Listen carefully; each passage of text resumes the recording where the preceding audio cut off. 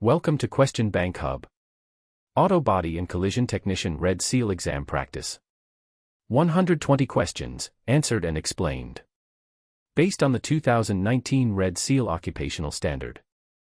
This exam covers 120 questions across 7 sections. Common occupational skills. Frame and structural components. Non-structural body panels. Mechanical, electrical, and alternative fuel systems. Interior and restraint systems. Refinishing procedures. And detailing and cleaning. Questions test knowledge recall, procedural application, and critical thinking. Take your time with each question, and let's begin. Question 1. What is the primary purpose of a fire suppression blanket in an auto body shop? A. To smother small fires by cutting off the oxygen supply. B. To shield the technician from radiant heat during welding. C. To protect painted surfaces from sparks during grinding. D. To insulate electrical components from short circuits. The correct answer is A. To smother small fires by cutting off the oxygen supply. A fire suppression blanket is designed to smother small fires by covering them and cutting off the oxygen supply. In an auto body shop, flammable materials such as solvents, paints, and thinners create a constant fire risk. The blanket is placed directly over the flames to deny oxygen and extinguish the fire quickly without spreading chemical agents. Question 2. Which respiratory protection should a technician wear when spraying isocyanate-based clear coat in a spray booth? A. A dust mask with a single particulate filter cartridge. B. A supplied air respirator with positive pressure airflow. C. A half-face respirator with organic vapor cartridges only. D. A face shield without respiratory cartridges in a ventilated booth. The correct answer is B. A supplied air respirator with positive pressure airflow. Isocyanate-based clear coats release highly toxic vapors that can cause severe respiratory sensitization and occupational asthma. A supplied air respirator with positive pressure airflow provides the highest level of protection by delivering clean air from an external source. Organic vapor cartridges alone are insufficient for isocyanate exposure, and dust masks offer no vapor protection. Question 3. What is the correct method for maintaining a dual-action sander to ensure consistent performance? A. Submerge the tool in solvent to dissolve internal residue. B. Replace the backing pad only when the tool stops spinning. C. Clean and lubricate the air inlet with pneumatic tool oil regularly. D. Tighten the pad retaining nut to maximum torque after each use according to standard maintenance procedures. The correct answer is C. Clean and lubricate the air inlet with pneumatic tool oil regularly. Dual-action sanders require regular cleaning of the air inlet and lubrication with pneumatic tool oil to maintain consistent performance. Oil prevents moisture buildup and corrosion inside the air motor, extending tool life. Submerging in solvent damages internal seals, and over-tightening the pad nut can strip threads or crack the backing pad. Question 4. What does a three-dimensional measuring system verify on a collision-damaged vehicle? A. The color match between new and existing body panels. B. The electrical continuity of the supplemental restraint system under standard operating conditions. C. The compression ratio of the engine after a frontal impact. D. The structural reference points relative to factory specifications. The correct answer is D. The structural reference points relative to factory specifications. A three-dimensional measuring system uses laser or electronic targets to verify that a vehicle's structural reference points are within factory specifications. After a collision, frame rails, strut towers, and mounting points may shift. The measuring system compares actual positions to the vehicle manufacturer's dimensional data to confirm whether structural repairs have returned the vehicle to its correct geometry. Question 5. When performing MIG welding on automotive sheet metal, what wire feed speed and shielding gas combination is typically used? A. Low wire speed with 75% argon and 25% carbon dioxide shielding gas. B. High wire speed with 100% carbon dioxide for deep penetration under standard operating conditions. C. Medium wire speed with 100% argon for aluminum body panels. D. Maximum wire speed with no shielding gas in a ventilated area. The correct answer is A. Low wire speed with 75% argon and 25% carbon dioxide shielding gas. MIG welding on automotive sheet metal typically uses a low wire feed speed with a shielding gas mixture of 75% argon and 25% carbon dioxide. This combination produces a stable arc with minimal spatter and controlled heat input, which is critical for thin-gauge steel panels. Excessive wire speed or pure carbon dioxide can cause burn-through on thin metal, while 100% argon is reserved for aluminum. Question 6. What component of a squeeze-type resistant spot welder requires regular inspection to maintain weld quality? A. The gas diffuser that distributes shielding gas evenly. B. The electrode tips that must be dressed to maintain proper contact. C. The wire spool tension spring inside the feed mechanism. D. The voltage regulator that controls the arc length setting before consulting equipment documentation. The correct answer is B. The electrode tips that must be dressed to maintain proper contact. The electrode tips on a squeeze-type resistant spot welder, squeeze-type resistant spot welding, must be regularly inspected and dressed to maintain proper contact surface area. Mushroomed or contaminated electrode tips reduce current density, resulting in weak or undersized weld nuggets. Tip dressing restores the correct diameter and flat contact surface, ensuring consistent weld quality and adequate fusion between the sheet metal layers.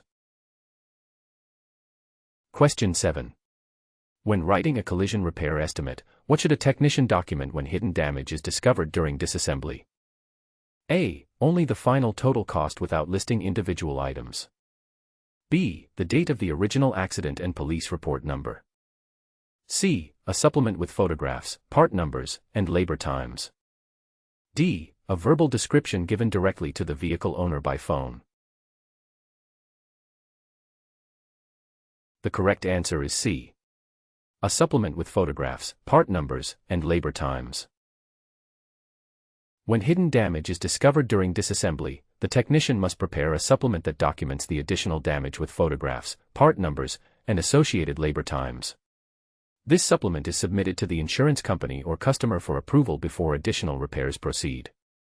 Proper documentation protects the shop, ensures accurate billing, and maintains a clear repair record. Question 8. What factor is most important when determining the repair sequence in a collision repair plan? A. The color of the vehicle and whether a blend is needed.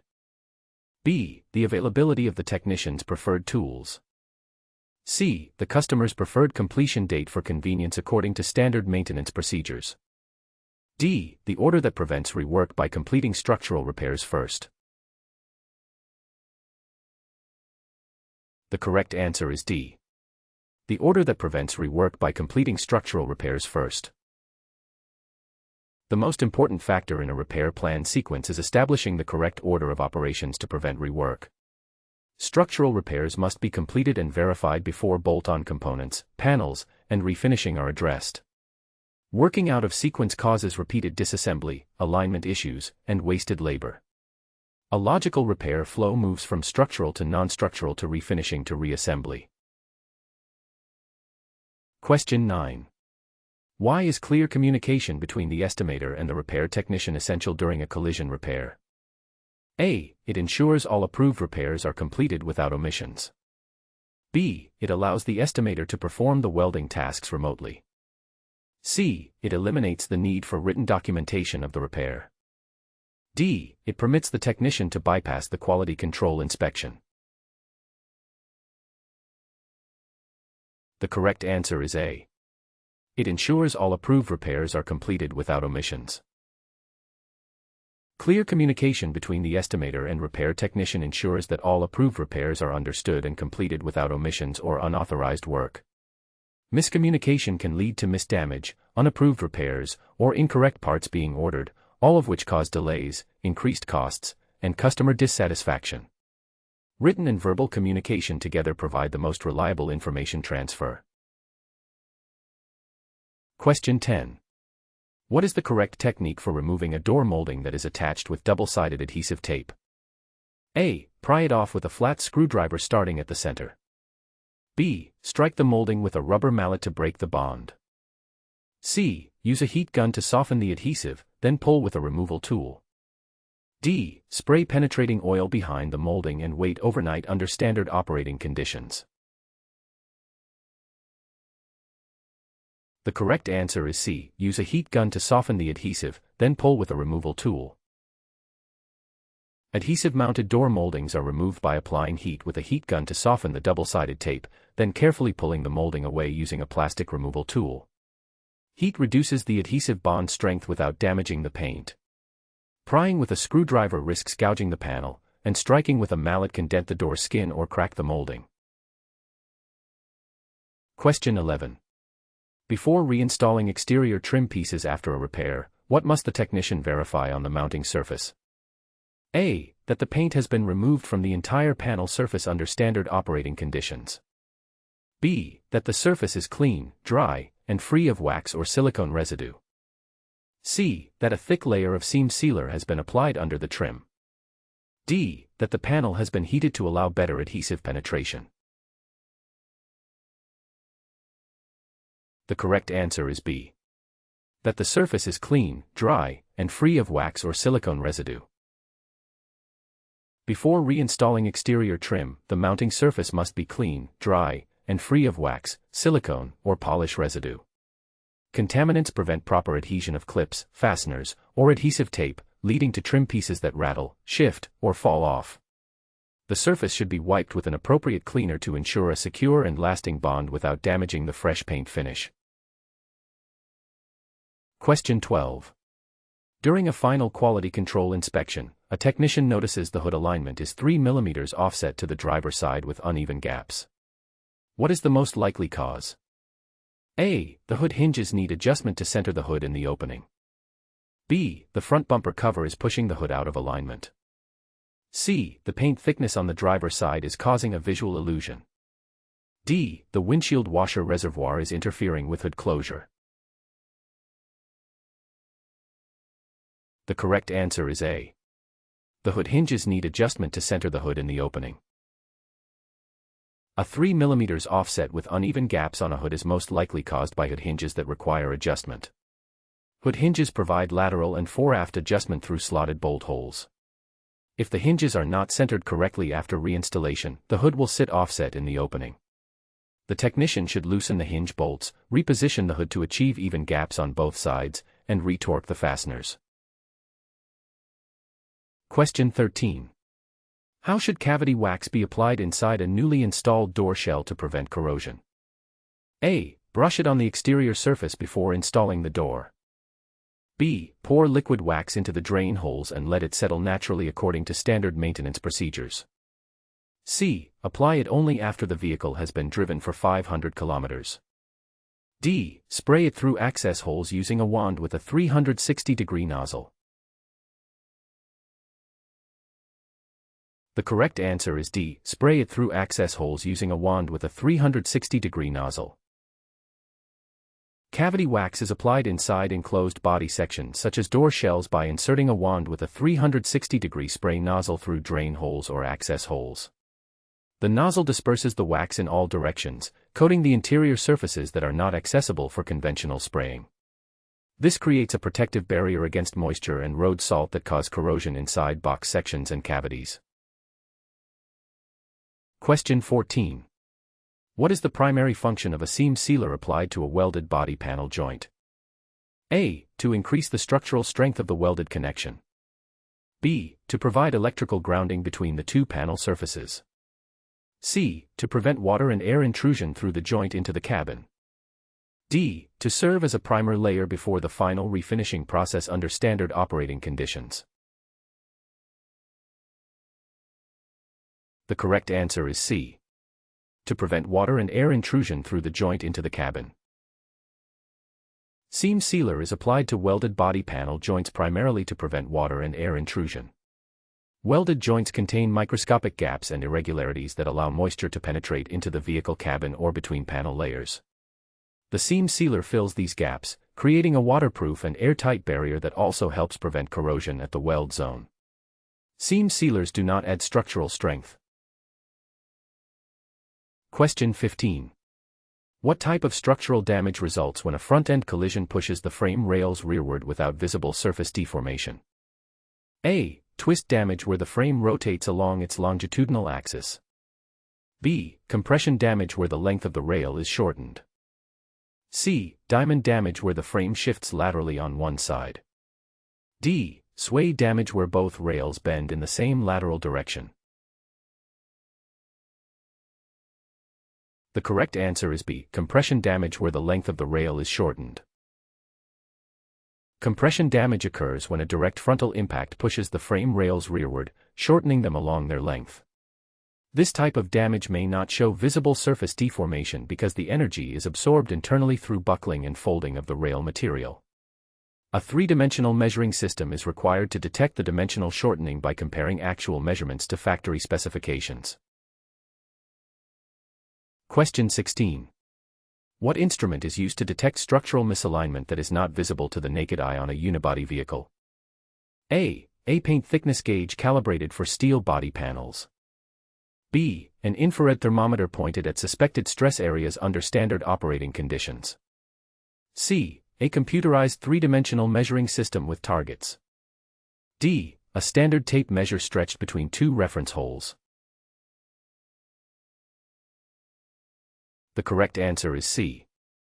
A computerized three-dimensional measuring system with targets. A computerized three-dimensional measuring system uses electronic or laser targets placed on factory-defined reference points to map the vehicle structure in 3 dimensions. It compares actual measurements against manufacturer specifications and identifies misalignment down to 1 mm accuracy. Visual inspection and tape measures cannot reliably detect hidden damage in complex unibody structures where multiple reference points must be checked simultaneously. Question 17. When inspecting a vehicle with rear-end collision damage, what area should a technician check first for indirect damage? A. The headlight assemblies and front bumper reinforcement bar. B. The interior carpet and rear seat upholstery for staining. C. The paint finish on the roof panel for color variation based on visual inspection alone. D. The trunk floor, rear frame rails, and quarter panel joints. The correct answer is D. The trunk floor, rear frame rails, and quarter panel joints. After a rear-end collision, indirect damage often extends to the trunk floor, rear frame rails, and quarter panel joints. Impact energy travels through the structural members and can cause buckling, kinking, or separation at welded joints far from the initial point of impact. Checking these areas first identifies the full extent of damage before a repair plan is developed, preventing costly supplements later.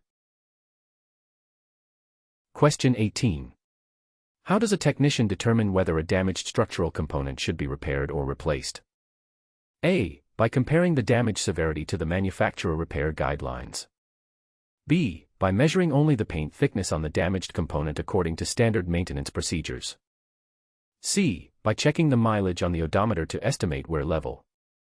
D. By asking the vehicle owner which option they prefer for cost savings. The correct answer is A. By comparing the damage severity to the manufacturer repair guidelines. The decision to repair or replace a structural component is based on comparing the damage severity to manufacturer repair guidelines. These guidelines specify allowable damage types, kink thresholds, and whether a component can be straightened or must be sectioned or fully replaced. High-strength steel and ultra-high-strength steel components often require replacement rather than repair because heat from straightening degrades their metallurgical properties. Question 19.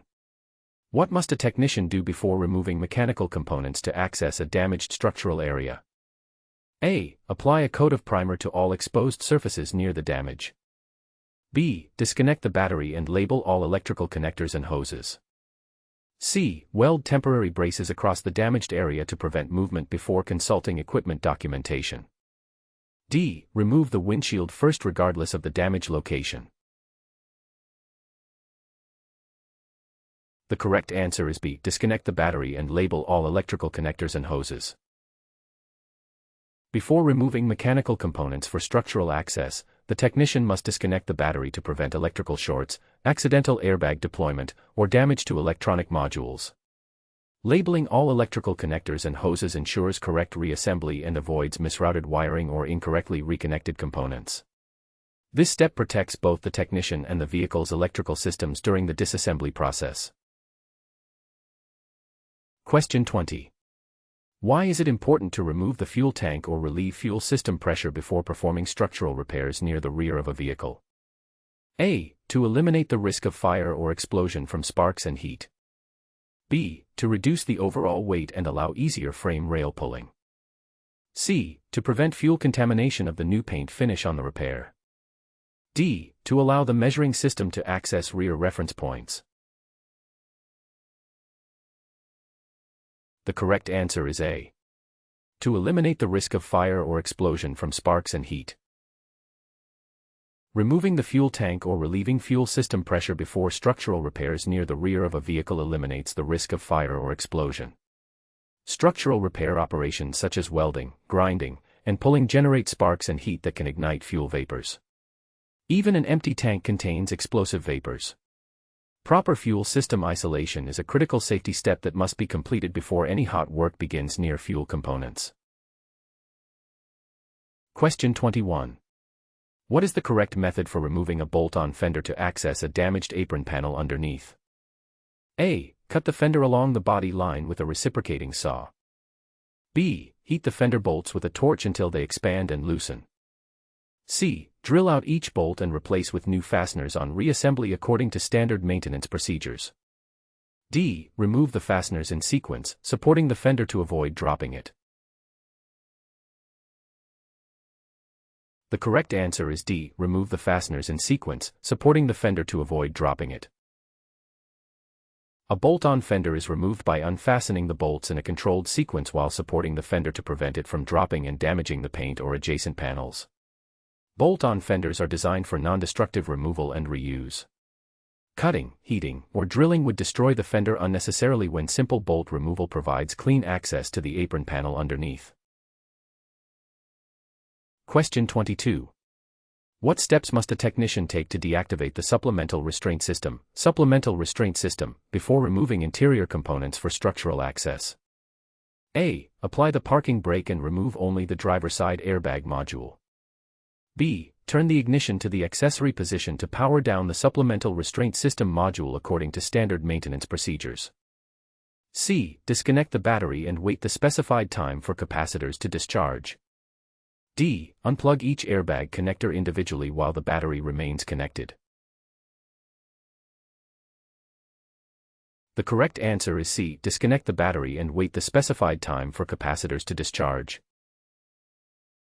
To deactivate the supplemental restraint system, the technician must first disconnect the negative battery cable and then wait the manufacturer specified time, typically several minutes, for the system capacitors to fully discharge. Only after the capacitors have discharged is it safe to disconnect airbag connectors and handle supplemental restraint system components. Working on supplemental restraint system components with stored electrical energy risks unintended airbag deployment, which can cause serious injury from the pyrotechnic charge. Question 23. What is the first step when setting up a unibody vehicle on a frame straightening bench? A. Attach the pulling chain to the most severely damaged area first. B. Secure the vehicle to the bench at the manufacturer pinch weld locations. C. Begin pulling the frame rail before any clamps are fully tightened. D. Inflate all 4 tires to maximum pressure for stability during pulls according to standard maintenance procedures. The correct answer is B. Secure the vehicle to the bench at the manufacturer pinch weld locations. The first step when setting up a unibody vehicle on a frame straightening bench is securing it at the manufacturer specified pinch weld clamp locations. These locations are engineered to withstand the clamping and pulling forces without deforming the underbody. Incorrect clamping locations can cause secondary damage to the floor pan, rocker panels, or structural members during pulling operations. Question 24. Why are multiple pull directions sometimes required when straightening a frame on a bench system? A. Because collision forces travel in multiple directions through the structure. B. Because a single pull chain cannot generate enough force to move metal under standard operating conditions. C. Because the bench hydraulic system requires balanced pressure on both sides. D. Because each pull direction addresses a different paint layer on the panel. The correct answer is A. Because collision forces travel in multiple directions through the structure. Multiple pull directions are required because collision forces travel through the vehicle structure in multiple directions, causing damage in more than one plane. A frontal impact may push rails rearward while also causing lateral shift and vertical displacement. Each pull corrects damage in a specific direction, and the pulls must be sequenced to reverse the damage in the opposite order from how it occurred to avoid creating additional stress. Question 25. A technician is pulling a damaged rail and notices that the opposite side of the vehicle is moving out of specification on the measuring system. What should the technician do? A. Increase the pulling force to overpower the resistance on the opposite side. B. Ignore the opposite side readings until the primary pull is complete under standard operating conditions. C. Stop pulling and apply a counteranchor to hold the opposite side in position. D. Remove the measuring targets from the opposite side to avoid false readings. The correct answer is C. Stop pulling and apply a counteranchor to hold the opposite side in position. When pulling one area causes the opposite side to move out of specification, the technician must stop pulling and apply a counteranchor or tie down to hold the unaffected area in position. Continuing the pull without bracing could introduce new damage to previously undamaged structural points. Counteranchoring is a fundamental principle of frame straightening that prevents force transfer from creating secondary misalignment. Question 26. Why must heat not be applied to ultra-high-strength steel, structural components during straightening? A. Ultra-high-strength steel is too thin to absorb heat without melting through completely. B. Heat causes ultra-high-strength steel to become magnetic and attract metallic debris. C. Ultra-high-strength steel panels are coated with a material that releases toxic fumes when heated before consulting equipment documentation. D. Heat alters the metallurgical properties and reduces the designed crash strength. The correct answer is D. Heat alters the metallurgical properties and reduces the designed crash strength. Ultra-high-strength steel achieves its crash resistance through heat treatment during manufacturing. Applying heat during straightening alters the steel's microstructure, reducing its tensile strength and compromising the designed crash performance. A component that has been weakened by heat may fail to protect occupants in a subsequent collision. For this reason, ultra-high-strength steel components are typically replaced rather than repaired when damaged beyond minor deformation. Question 27. When pulling a damaged frame rail back to specification, how does a technician monitor dimensional accuracy in real time? A. By reading the live measurements on the three-dimensional measuring system. B. By comparing the gap between the rail and the fender visually. C. By measuring the distance with a tape measure after each pull increment.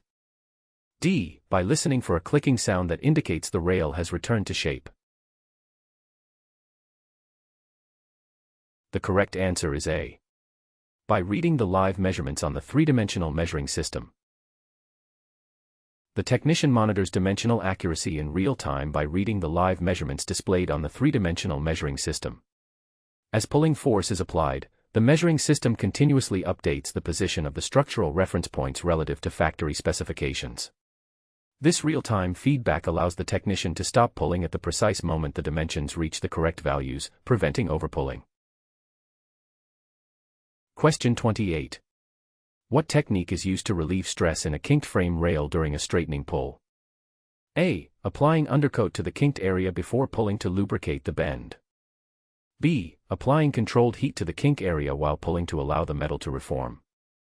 C. Cutting the kink out entirely and welding in a new section of straight rail under standard operating conditions. D. Hammering the outside of the kink flat before applying any pulling force. The correct answer is B. Applying controlled heat to the kink area while pulling to allow the metal to reform. Controlled heat application to a kinked area in mild steel frame rails relieves the work-hardened stress at the bend, allowing the metal to reform gradually during pulling. The heat softens the steel locally without affecting surrounding areas, making the pull more effective and reducing the risk of cracking.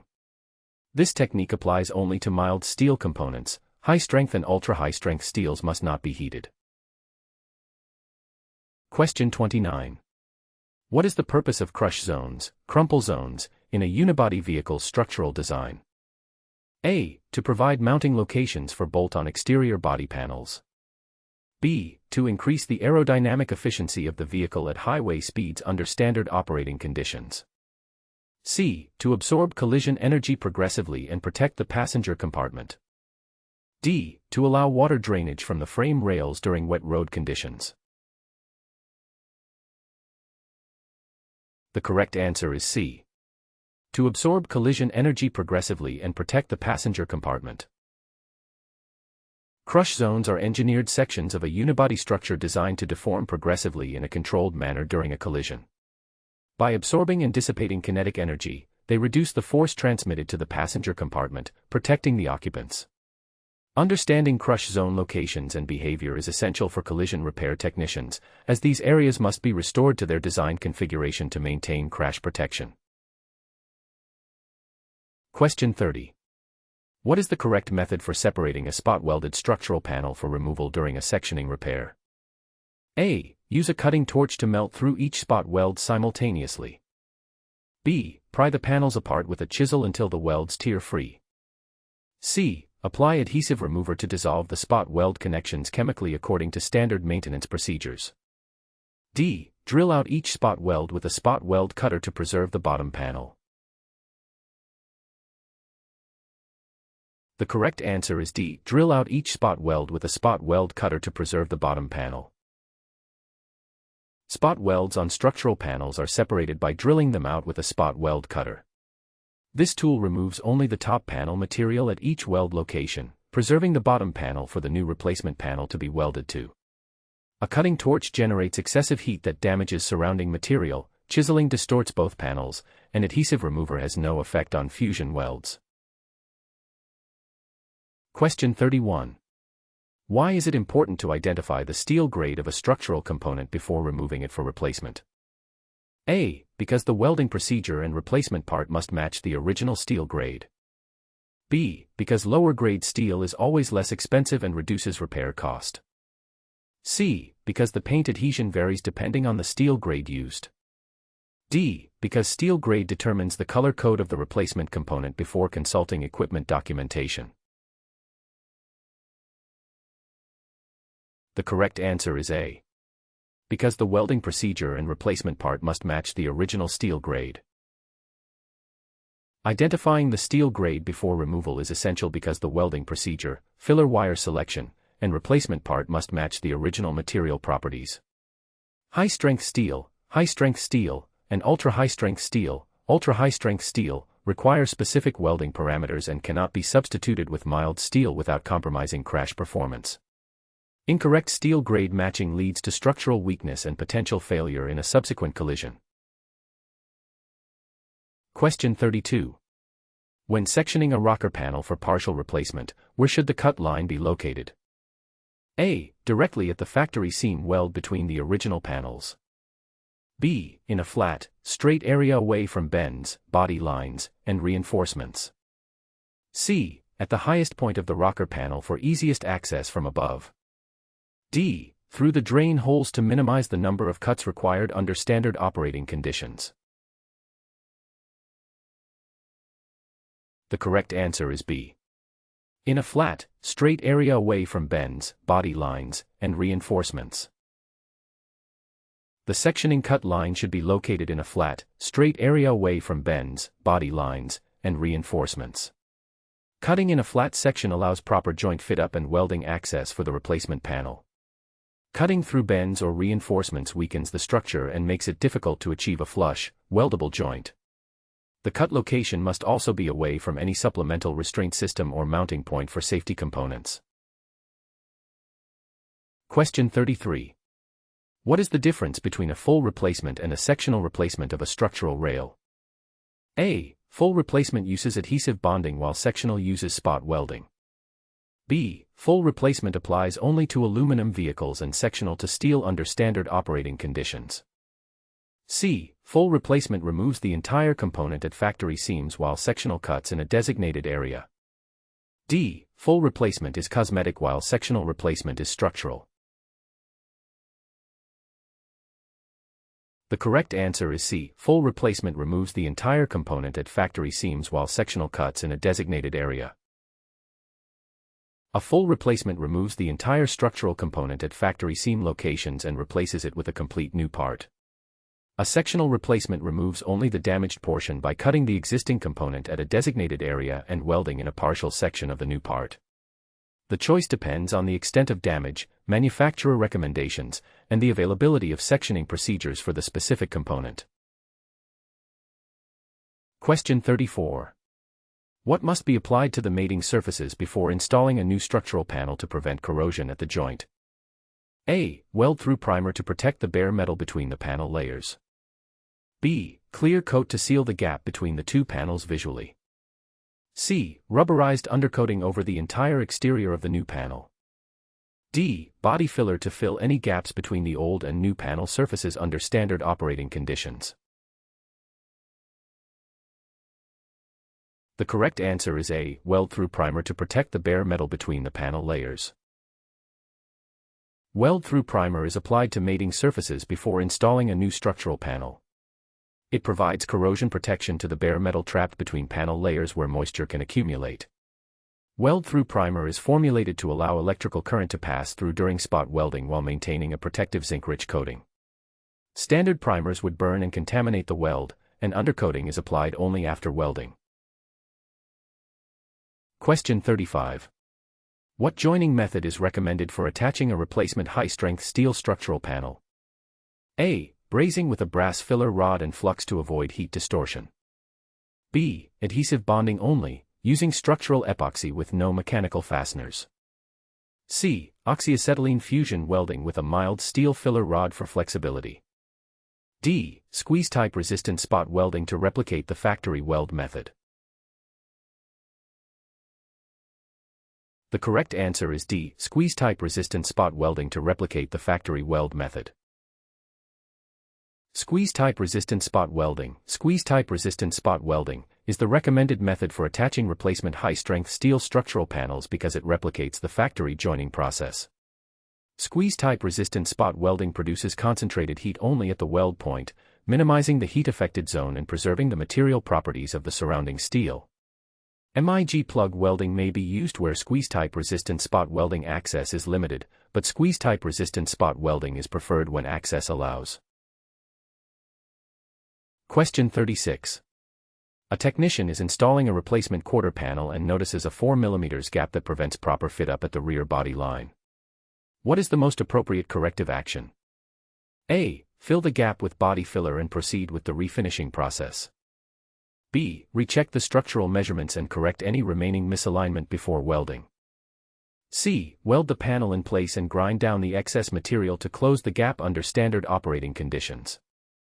D. Install the panel as is because a 4 mm gap is within acceptable tolerance.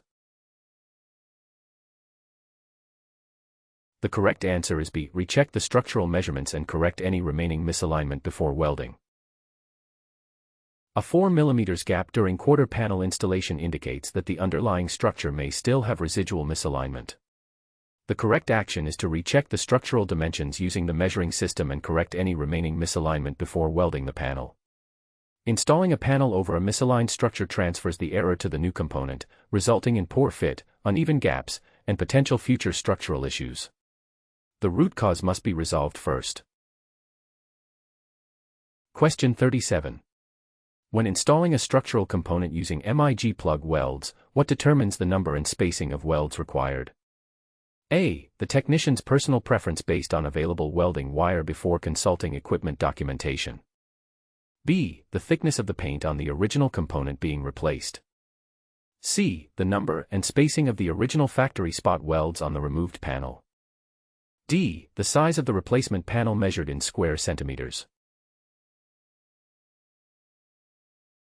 The correct answer is C. The number and spacing of the original factory spot welds on the removed panel.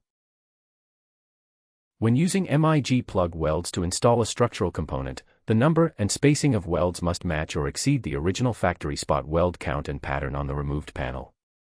The factory weld pattern was engineered to provide adequate strength for the structural loads the component must carry.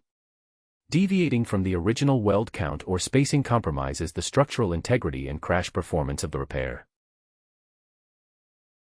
Question 38. What tool is used to cut through the urethane adhesive bead when removing a bonded windshield?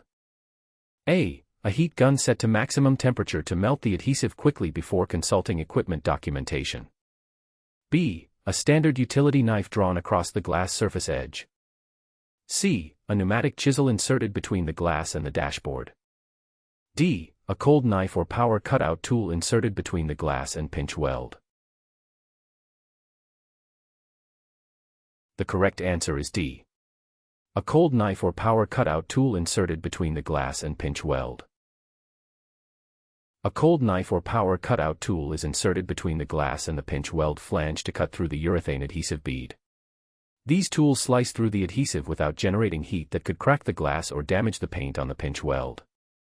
The cut is made around the full perimeter of the windshield, leaving a thin layer of existing urethane on the pinch weld as a bonding surface for the new installation. Question 39. Why is the windshield considered a structural component on modern unibody vehicles? A. Because it contributes to the overall rigidity and supports airbag deployment forces. B. Because it contains wiring for the vehicle's central electronic control module before consulting equipment documentation. C. Because its tint reduces cabin temperature and improves fuel efficiency. D. Because it holds the dashboard assembly in position through adhesive bonding. The correct answer is A. Because it contributes to the overall rigidity and supports airbag deployment forces. On modern unibody vehicles, the windshield is a structural component because its bond to the body contributes to the overall rigidity of the passenger compartment. The windshield also serves as a reaction surface for passenger side airbag deployment, directing the airbag toward the occupant. If the windshield is improperly bonded, it may detach during a collision or airbag deployment, compromising occupant protection. Question 40. What must be applied to the pinch weld flange before setting a new windshield into the urethane adhesive bead? A. A thick layer of rubberized undercoating to seal against water leaks. B. A urethane primer to promote adhesion between the adhesive and the metal surface. C. 2 coats of base color-matched paint for a finished appearance under the glass. D. A strip of double-sided foam tape to replace the urethane adhesive entirely under standard operating conditions. The correct answer is B. A urethane primer to promote adhesion between the adhesive and the metal surface. A urethane primer must be applied to the pinch weld flange before installing the windshield. The primer creates a chemical bond between the urethane adhesive and the metal or painted surface, ensuring a secure structural attachment. Without primer, the urethane may not bond properly, which could allow the windshield to detach under stress, during airbag deployment, or in a rollover, compromising occupant safety. Question 41. What does the safe drive-away time indicate after a windshield installation? A. The time required for the interior temperature to equalize with the exterior under standard operating conditions. B. The time needed for the rain sensor to recalibrate after glass replacement. C. The minimum cure time before the vehicle can be safely driven without risk of glass detachment. D. The waiting period before the windshield washer fluid can be used. The correct answer is C. The minimum cure time before the vehicle can be safely driven without risk of glass detachment. The safe drive-away time is the minimum period required for the urethane adhesive to cure sufficiently so the windshield can withstand the forces of driving, including wind pressure and potential airbag deployment. Driving before the adhesive has cured risks the windshield separating from the vehicle. Safe drive-away times vary by product and ambient temperature, typically ranging from 1 to several hours. Question 42. What is the correct procedure for repairing a small bullseye chip in a laminated windshield? A. Inject clear resin into the chip under pressure and cure it with ultraviolet light. B. Apply a layer of clear nail polish over the chip to seal it from moisture. C. Cover the chip with transparent tape and monitor it for crack propagation. D. Sand the chip smooth with fine grit sandpaper and apply touch-up clear coat according to standard maintenance procedures. The correct answer is A. Inject clear resin into the chip under pressure and cure it with ultraviolet light. A small bullseye chip in a laminated windshield is repaired by injecting clear acrylic or epoxy resin into the damaged area under vacuum or pressure. The resin fills the voids and restores optical clarity. It is then cured using ultraviolet light, which hardens the resin and bonds it to the glass. This repair prevents the chip from spreading into a crack and restores the structural integrity of the outer laminate layer. Question 43. What is the primary purpose of using a stud welder on a dented metal panel before pulling? A. It heats the surrounding area to relieve stress in the metal. B. It bonds pull pins to the panel surface for controlled force application. C. It removes the paint layer from the damaged area before filling. D. It creates anchor points to clamp the panel to the bench fixture under standard operating conditions. The correct answer is B. It bonds pull pins to the panel surface for controlled force application. A stud welder bonds pull pins or studs directly to the dented metal surface. These studs serve as attachment points for a slide hammer or dent puller, allowing the technician to apply controlled pulling force to raise the low areas of the panel without needing access to the back side. Question 44. A technician is preparing a creased fender panel for metal repair. What should be done first before attempting to straighten the crease? A. Remove all paint and coatings from the damaged area to bare metal. B. Apply heat to the crease with an oxyacetylene torch at high flame. C. Fill the low area with body filler to establish a baseline contour. D. Pull the deepest point of the dent using a slide hammer attachment. The correct answer is A. Remove all paint and coatings from the damaged area to bare metal. Before straightening a creased panel, all paint and coatings must be removed to expose bare metal. This allows the technician to see the true extent of the damage, prevents contamination during welding or pulling operations, and ensures proper adhesion for any subsequent repair materials. Question 45.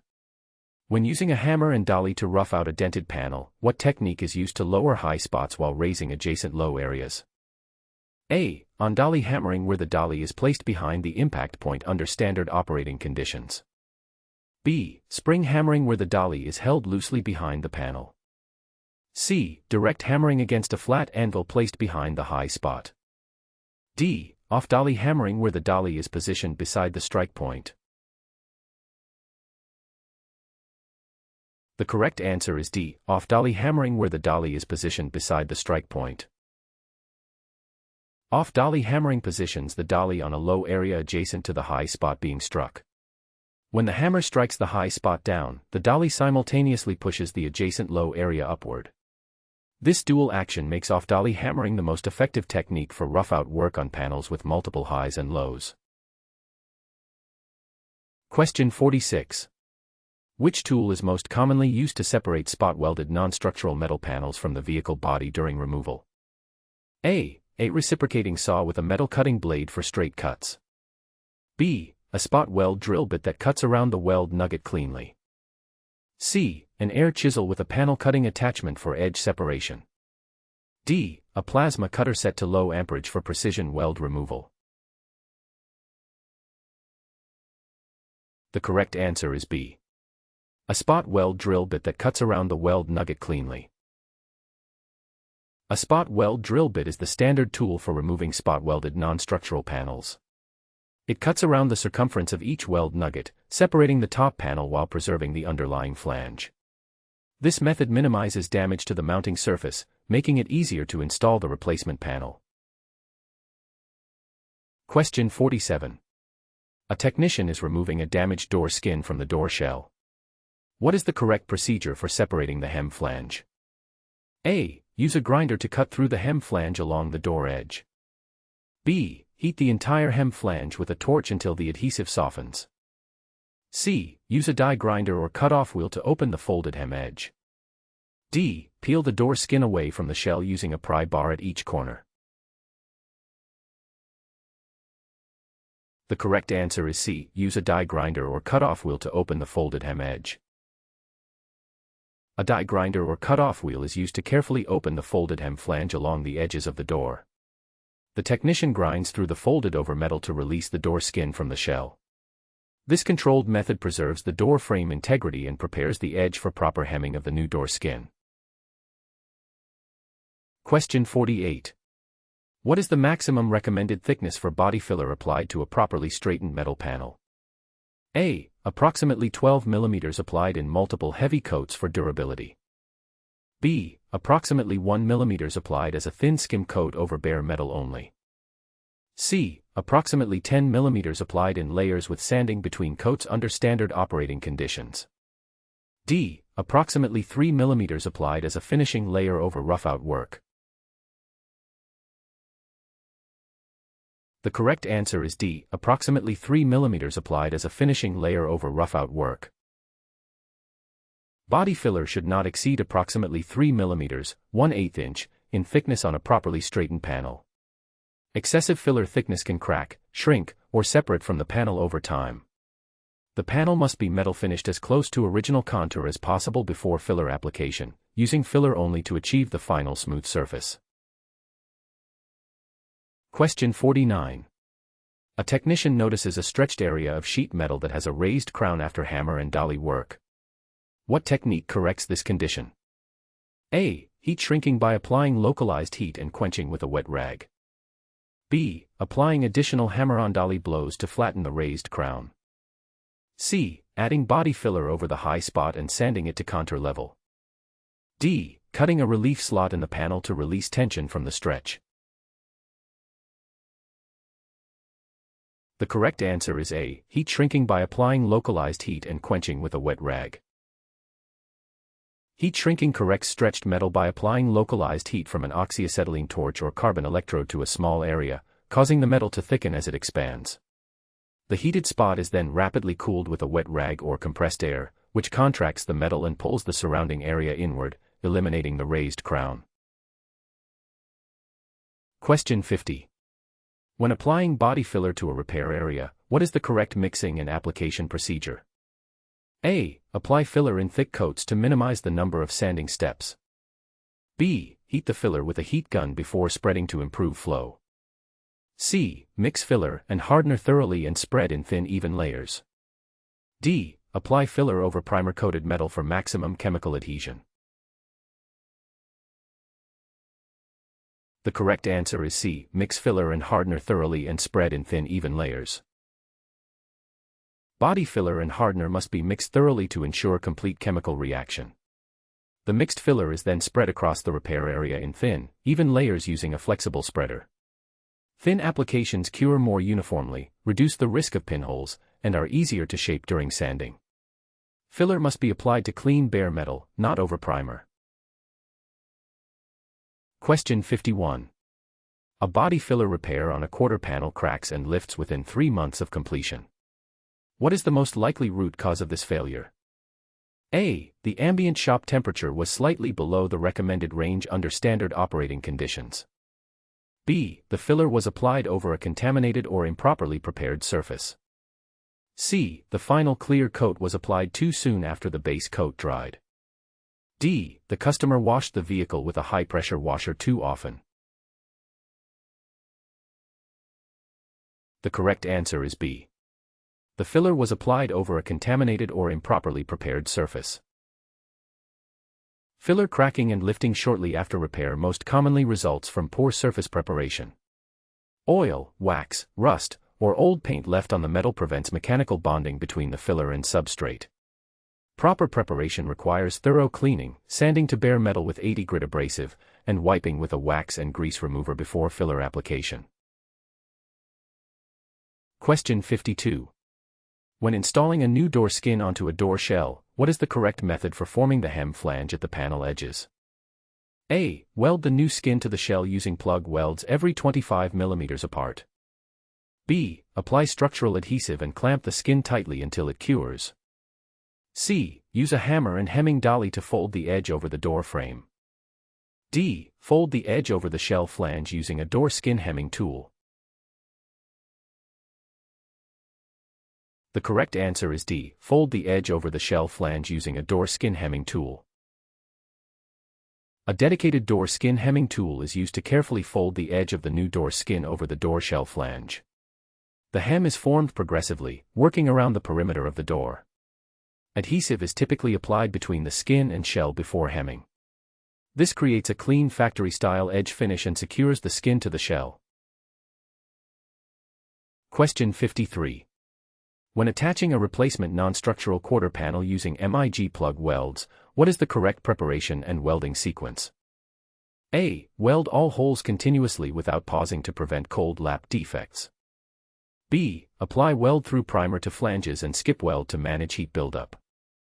C. Drill holes in the body flange rather than the replacement panel for strength.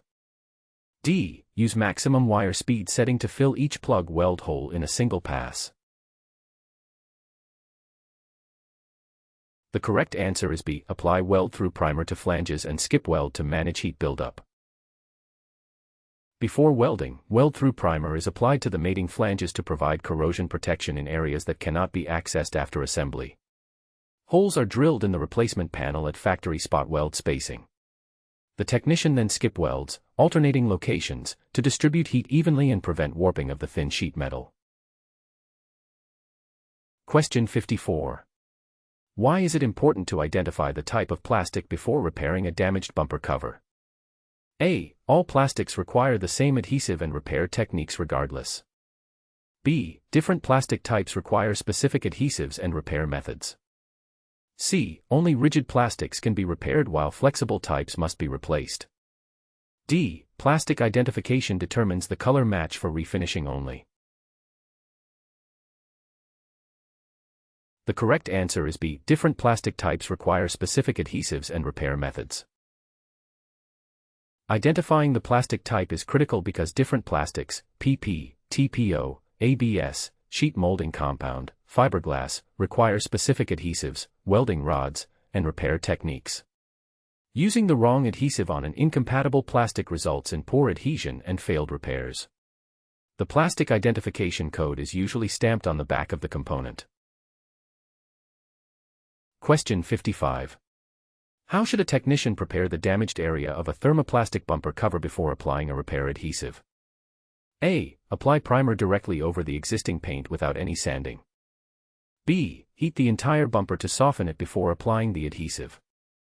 C. Sand the repair area to create a rough profile and clean with plastic prep solvent. D. Drill holes around the crack perimeter to provide mechanical anchoring according to standard maintenance procedures. The correct answer is C. Sand the repair area to create a rough profile and clean with plastic prep solvent. Proper preparation of a thermoplastic bumper requires sanding the damaged area with 80 grit sandpaper to create a rough surface profile for adhesion. The area must then be cleaned with a plastic prep solvent to remove silicone, mold release agents, and contaminants. This ensures the repair adhesive bonds securely to the plastic substrate. Question 56. What is the correct procedure for removing a clip-mounted plastic fender liner from a vehicle? A. Cut the liner away from the fender using a utility knife along edges according to standard maintenance procedures. B. Pull the liner forcefully to snap all retaining clips simultaneously. C. Heat each clip with a heat gun until it softens enough to be pulled free. D. Release retaining clips with a trim removal tool and slide the liner out. The correct answer is D. Release retaining clips with a trim removal tool and slide the liner out. Plastic fender liners are secured with push-type retaining clips and sometimes screws. A trim removal tool is used to carefully release each clip without breaking it, and any fasteners are removed. The liner is then slid out from behind the fender. Using proper removal techniques preserves the clips and liner for reinstallation. Question 57. What precaution must be taken when removing a plastic bumper cover that has parking sensors or camera wiring attached? A. Disconnect the electrical connectors before pulling the bumper free. B. Cut the wiring harness at the bumper edge to speed up removal time. C. Remove the entire front grille assembly before disconnecting any wiring. D. Leave all wiring connected and bend the bumper to access the back side. The correct answer is A. Disconnect the electrical connectors before pulling the bumper free. Electrical connectors for parking sensors, cameras, and fog lights must be disconnected before removing a bumper cover. Pulling the bumper away without disconnecting wiring can damage connectors, stretch or break wires, and harm sensitive electronic components. Connectors should be released using their locking tabs, not pulled by the wires. Question 58. When repairing a crack in a polypropylene bumper cover using a nitrogen plastic welder, what is the correct welding technique? A. Use a wide fan tip and move quickly across the surface for a flat weld bead under standard operating conditions. B. Heat only the welding rod and press it into the cold crack for maximum fill. C. Apply two-part adhesive into the crack channel and clamp until fully cured. D. Preheat the crack edges, feed the matching welding rod while fusing both sides. The correct answer is D. Preheat the crack edges, feed the matching welding rod while fusing both sides. Nitrogen plastic welding requires preheating both edges of the crack with the welding tip while simultaneously feeding a matching polypropylene welding rod into the joint. The nitrogen gas prevents oxidation during the heating process. Both the base material and rod must reach melting temperature to fuse together and create a strong molecular bond. Question 59. A technician is repairing a torn fiberglass fender extension. What is the proper repair sequence? A. Apply gel coat over the torn area and sand smooth once it has cured. B. Use a heat gun to soften the fiberglass edges and press them together according to standard maintenance procedures. C. Grind a V-groove along the tear, apply fiberglass mat and resin in layers. D. Fill the tear with body filler and cover with reinforcing tape on top. The correct answer is C. Grind a V-groove along the tear, apply fiberglass mat and resin in layers. Fiberglass repair requires grinding a V-groove along the tear to expose fresh material and increase bonding area. Fiberglass mat or cloth is then saturated with catalyzed polyester resin and applied in layers over the back side first, then the front. Each layer is allowed to partially cure before adding the next. The repaired area is then shaped and sanded to contour. Question 60. A two-part adhesive repair on a TPO bumper cover fails adhesion testing after curing. What is the most likely cause of the bond failure? A. The adhesion promoter step was skipped before applying the repair adhesive. B. The ambient temperature in the shop was slightly above the recommended range. C. The repair adhesive was applied in a layer that was thinner than specified. D. The bumper cover was allowed to cure for longer than the recommended time. The correct answer is A. The adhesion promoter step was skipped before applying the repair adhesive. TPO, thermoplastic olefin, has a low surface energy that resists adhesive bonding. An adhesion promoter must be applied before the repair adhesive to chemically activate the surface and allow bonding. Skipping this step is the most common cause of adhesive failure on TPO components. The adhesion promoter creates a reactive layer that the adhesive can grip. Question 61. When installing a replacement plastic bumper cover, what must be verified before securing all fasteners and clips? A. The bumper cover has been fully refinished with clear coat and dried under standard operating conditions. B. All interior trim panels have been reinstalled inside the passenger cabin. C. The paint thickness reading on the bumper matches the adjacent body panels. D. Proper alignment and even gap spacing with adjacent fenders and hood panels. The correct answer is D. Proper alignment and even gap spacing with adjacent fenders and hood panels. Before final fastening, the replacement bumper cover must be test-fitted to verify proper alignment with adjacent body panels. Even gap spacing between the bumper and fenders, hood, and headlights must be confirmed. Adjustments are made by shifting the bumper on its mounting brackets before all fasteners and clips are fully tightened. Question 62. What type of fastener is most commonly used to secure plastic bumper covers and fender liners to the vehicle body? A. Push-type plastic retaining clips that snap into mounting holes on the body. B. Self-tapping sheet metal screws driven into pre-punched body holes. C. Adhesive-backed Velcro strips applied along the bumper mounting flanges under standard operating conditions. D. Threaded bolts with lock washers torqued to a specific value at each point. The correct answer is A. Push-type plastic retaining clips that snap into mounting holes on the body. Push-type plastic retaining clips are the most common fastener for bumper covers and fender liners. These clips snap into mounting holes and can be removed and reinstalled with a trim removal tool. They provide secure attachment while allowing controlled removal during repairs without damaging the body panels or plastic components. Question 63. What is the key difference between tempered glass and laminated glass used in vehicle windows? A. Tempered glass is thicker and heavier than laminated glass in all cases. B. Laminated glass is only used for rear windows while tempered is for sides. C. Tempered glass shatters into small granules while laminated holds together when broken. D. Laminated glass cannot be tinted whereas tempered glass accepts all tint films under standard operating conditions. The correct answer is C. Tempered glass shatters into small granules while laminated holds together when broken. Tempered glass is heat-treated to shatter into small, relatively harmless granules upon impact. Laminated glass consists of two glass layers bonded to a plastic interlayer, which holds the glass together when broken. Side and rear windows typically use tempered glass, while windshields use laminated glass for occupant retention and structural integrity. Question 64. What is the correct procedure for removing a tempered side window that is held in place by a regulator mechanism? A. Break the glass intentionally and vacuum the fragments from the door cavity. B. Cut the glass from the outside using a cold knife along the window perimeter as specified in the manufacturer guidelines. C. Heat the window frame to soften the rubber seal and slide the glass upward. D. Lower the glass, disconnect it from the regulator, and lift it out of the channel.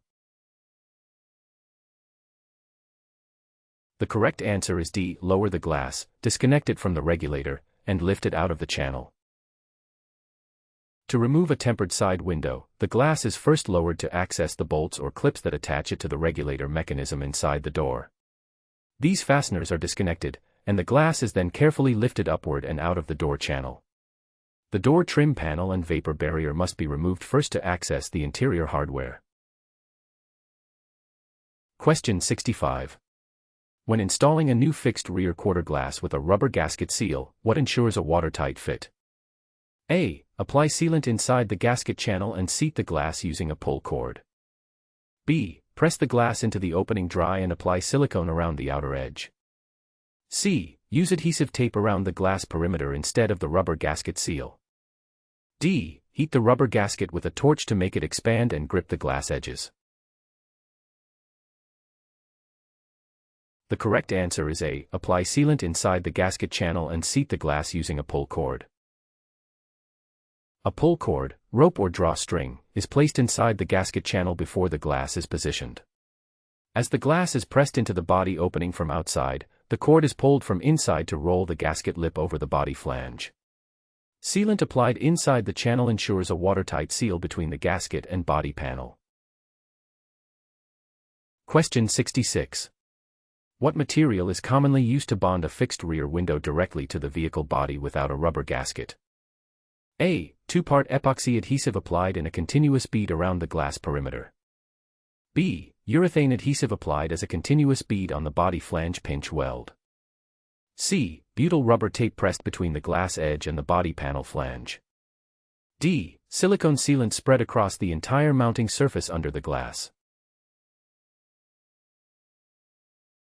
The correct answer is B. Urethane adhesive applied as a continuous bead on the body flange pinch weld. Urethane adhesive is the standard bonding material for direct glazed, bonded, fixed windows. A continuous bead of urethane is applied to the pinch weld flange, and the glass is pressed into position. Urethane provides strong structural bonding, flexibility to absorb vibration, and a watertight seal. It also contributes to the vehicle's overall structural rigidity. Question 67. What color identifies the high-voltage cables and components in a hybrid or electric vehicle? A. Red cables indicate high-voltage circuits throughout the vehicle before consulting equipment documentation. B. Blue cables indicate high-voltage circuits throughout the vehicle. C. Orange cables indicate high-voltage circuits throughout the vehicle. D. Yellow cables indicate high-voltage circuits throughout the vehicle. The correct answer is C. Orange cables indicate high-voltage circuits throughout the vehicle. Orange is the internationally recognized color for high-voltage cables and components in hybrid and electric vehicles. All cables carrying voltages above 60 volts DC or 30 volts AC are enclosed in orange conduit or sheathing. This color coding warns technicians of the lethal shock hazard and the need for specialized training and personal protective equipment before working near these components. Question 68. What is the correct sequence for deactivating the high-voltage system in a hybrid vehicle before performing collision repairs? A. Turn off ignition, remove the service disconnect plug, wait the specified time, verify zero voltage.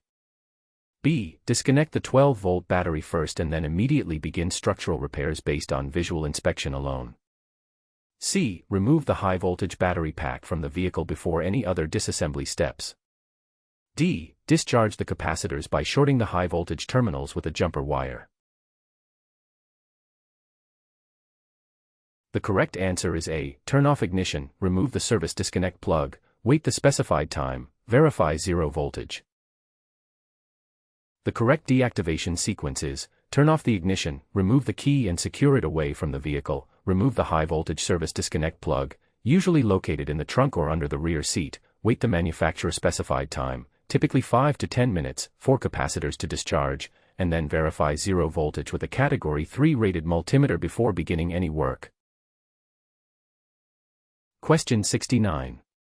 After completing collision repairs on a hybrid vehicle, what must be done before reactivating the high-voltage system? A. Start the engine to warm up the 12-volt battery before reconnecting. B. Inspect all orange high-voltage cables for damage, proper routing, and secure connections. C. Reinstall all interior trim panels before reconnecting the service plug. D. Charge the high-voltage battery to full capacity using an external charger under standard operating conditions. The correct answer is B. Inspect all orange high-voltage cables for damage, proper routing, and secure connections. Before reactivating the high-voltage system, all orange high-voltage cables must be inspected for physical damage, proper routing, and secure connections. Any cable that was disturbed, pinched, or damaged during the repair must be repaired or replaced. The service disconnect plug is then reinstalled and the system is energized following the manufacturer's reactivation procedure. Question 70. Why must the refrigerant in an air conditioning system be recovered before removing the condenser during collision repair? A. Refrigerant will damage paint finishes if it contacts body panels directly. B. The compressor will seize permanently if the system is opened while charged under standard operating conditions. C. Releasing refrigerant into the atmosphere is illegal and the gas must be captured. D. Refrigerant left in the system prevents the condenser bolts from being loosened. The correct answer is C. Releasing refrigerant into the atmosphere is illegal and the gas must be captured. Releasing refrigerant into the atmosphere is prohibited by environmental regulations. Automotive refrigerants are greenhouse gases that deplete the ozone layer or contribute to global warming. Before opening any part of the A/C system, the refrigerant must be recovered using approved recovery equipment. Only certified technicians may handle refrigerant recovery and recharging. Question 71. A technician needs to remove a front strut assembly to access a damaged inner fender apron. What is the first step? A. Disconnect the strut from the steering knuckle and let it hang by the spring. B. Remove the upper strut mount bolts from the strut tower inside the engine bay. C. Compress the coil spring with a spring compressor before unbolting the strut. D. Support the vehicle on jack stands and remove the wheel on the affected side. The correct answer is D. Support the vehicle on jack stands and remove the wheel on the affected side. The first step is to safely raise and support the vehicle on jack stands, then remove the wheel to access the strut assembly. The wheel must be removed before any strut components can be disconnected. Removing upper mount bolts or disconnecting the knuckle before properly supporting the vehicle creates a serious safety hazard from the compressed spring energy. Question 72. Why must the engine coolant be drained before removing a radiator from a collision-damaged vehicle? A. Coolant left in the radiator will damage the paint on surrounding panels. B. The radiator cannot be unbolted from its mounts while it contains fluid. C. Coolant is toxic and must be collected in an approved container for proper disposal. D. Draining coolant reduces the weight so the radiator can be lifted by one person under standard operating conditions. The correct answer is C. Coolant is toxic and must be collected in an approved container for proper disposal. Engine coolant, ethylene glycol, is toxic to humans and animals and is an environmental hazard. It must be drained into an approved container through the petcock valve before removing the radiator to prevent spills. Coolant must be recycled or disposed of properly according to local environmental regulations, never poured on the ground or into drains. Question 73. What safety concern must be addressed before disconnecting a brake line or hose during collision repair work? A. The brake fluid must be flushed and replaced with fresh fluid before removal. B. The brake master cylinder must be fully emptied to prevent fluid leakage. C. The brake pedal must be locked in the depressed position during the procedure following established workplace procedures. D. The line must be capped immediately to prevent fluid loss and air entry into the system. The correct answer is D. The line must be capped immediately to prevent fluid loss and air entry into the system. When a brake line or hose is disconnected, it must be capped or plugged immediately to prevent brake fluid loss and to keep air from entering the hydraulic system. Brake fluid is hygroscopic and absorbs moisture from the air, which degrades braking performance. Fluid loss can also make the brakes inoperative, creating a critical safety hazard. Question 74. After installing a replacement condenser and reconnecting the A/C lines, what must be done before recharging the system with refrigerant? A. Run the compressor for 5 minutes to circulate residual oil in the system. B. Evacuate the system with a vacuum pump to remove air and moisture from the lines. C. Fill the system with nitrogen gas to test for leaks at each connection point under standard operating conditions.